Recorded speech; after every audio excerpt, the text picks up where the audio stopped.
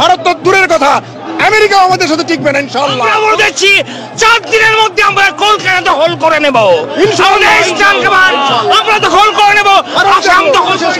बांग्लादेश के पूर्व सेना अधिकारी और वहां के बहुसंख्यक समुदाय द्वारा कथित तौर पर कोलकाता पर कब्जा करने की धमकी दी गई।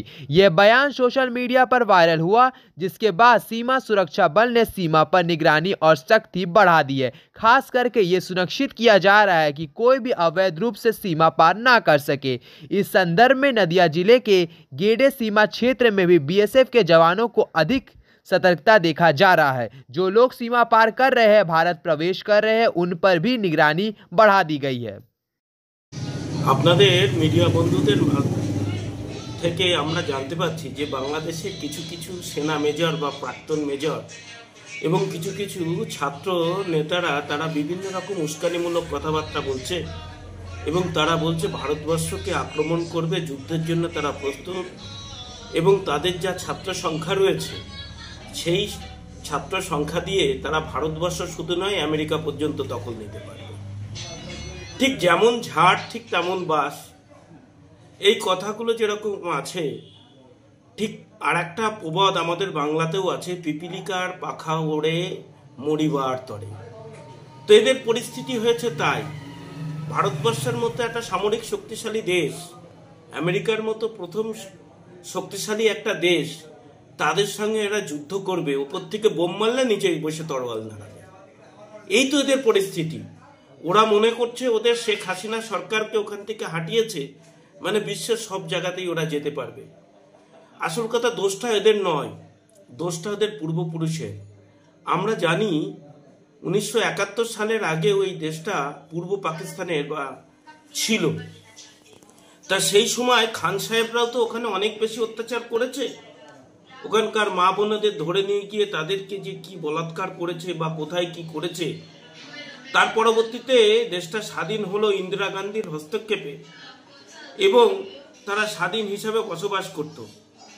তারা বসবাস করার কালীন সেই যে তাদের রেখে যাওয়া যে সমস্ত সন্তান সন্ততিগণ তারা তো আজকে বড় হয়েছে এবং তারা, এটা শুধু ওদের দোষ নয়, ওরা তো আন্তর্জাতিক শিক্ষায় শিক্ষিত নয়, ওরা বৈদিক শিক্ষায় শিক্ষিত নয়, ওরা তো সব মাদ্রাসা শিক্ষায় শিক্ষিত হয়েছে এবং মাদ্রাসাতে প্রথম থেকেই ভারত বিরোধী মন্ত্রোচ্চারণ করেছে।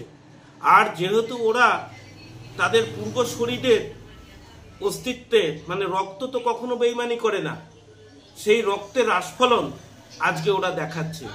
সেই কারণেই ওদের মুখে এই রকম কথাবার্তা। এই যে কথাবার্তাতে আমরা কখনো বিচলিতও নই, আমরা ভাবিতও নই। আমরা শুধু ভাবছি যে এদের ঔদ্ধত্যতা কতটা বেড়েছে। ওরা জানে না যে ফারাক্কার ব্যারেজ খুলে দিলে ওদের দেশটার অবস্থা কি হতে পারে।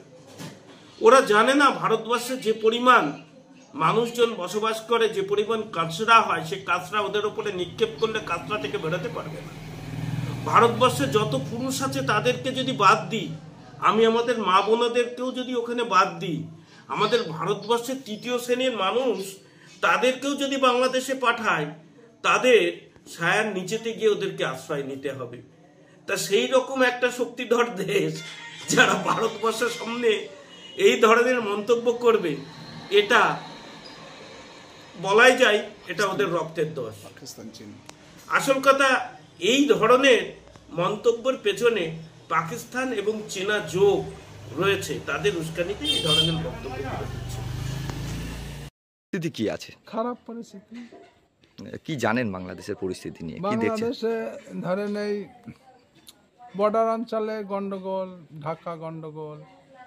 আপনি কতদিন এই বর্ডারে বাস করছেন? আমি বর্ডারে বাস করছি আজকে আমার জন্ম থেকে। তার আগে আপনার বাপ ঠাকুরদাদাও বাস করছে। ঘটনা হচ্ছে মৌলবাদী যে বাংলাদেশে শাসন চালাচ্ছে, তারা কার্যত বলছেন কলকাতা দখল করব। তো সেই নিয়ে কি এই যে অনুপ্রবেশ ঘটছে, বেশিরভাগ মুসলিম আসছে? হ্যাঁ, মুসলিম আসছে। তাহলে কি সেই কারণে তারা পাঠাচ্ছে? ওরাই পাঠাচ্ছে, নাশকতাবাদী পাঠাচ্ছে, নাশকতার জন্য। কতটা আতঙ্কে রয়েছেন আপনারা? আতঙ্ক তো বর্ডার খুলে বাস করছে, থাকতেই হবে আতঙ্ক। তা কলকাতা দখলের চেষ্টার জন্য এরকম পাঠাচ্ছে। কি চাইছেন আপনারা?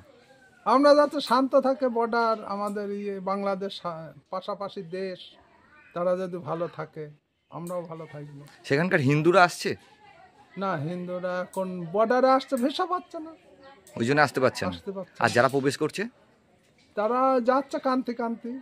আর যারা প্রবেশ করছে, অনুপ্রবেশ করছে, যারা যারা ধরা পড়ছে এপারে এসে, এপারে এসে- বেশিরভাগই তো মুসলিম। মুসলিম, একটা হিন্দু ধরা পড়ছে না তো, সব মুসলিম। তাহলে কি ওই মৌলবাদীরাই পাঠাচ্ছে এদেরকে? মৌলবাদীরা পাঠাচ্ছে। এখন কি চাইছেন আপনারা? আমরা চাই শান্ত, বর্ডারের সোনার নিরাপত্তা? বাংলা শান্ত চাই, আবার আমাদের ভারতবর্ষ শান্ত চাই। ওরা যদি এসে আবার কলকাতা দখল করবে, এ দখল করবো, তো আমরা কতটা ভারতের ভয় সঙ্গে রয়েছে? সম্পর্ক রাখবো না, কতটা ভয় রয়েছেন আপনারা? কতটা আতঙ্কের ভাই। ভয় আছে। চাইছেন যে বর্ডারে আরো নিরাপত্তা বাড়ুক? হ্যাঁ, বর্ডারের নিরাপত্তা বাড়ে। তবে কি কমবে এটা? এটা বর্ডারের নিরাপত্তা কমলে বাংলাদেশ তা কমবে না। বাংলাদেশে, আপনার নাম? আমার নাম কালীপদ বিশ্বাস, স্থানীয় বাসিন্দা। স্থানীয় বাসিন্দা।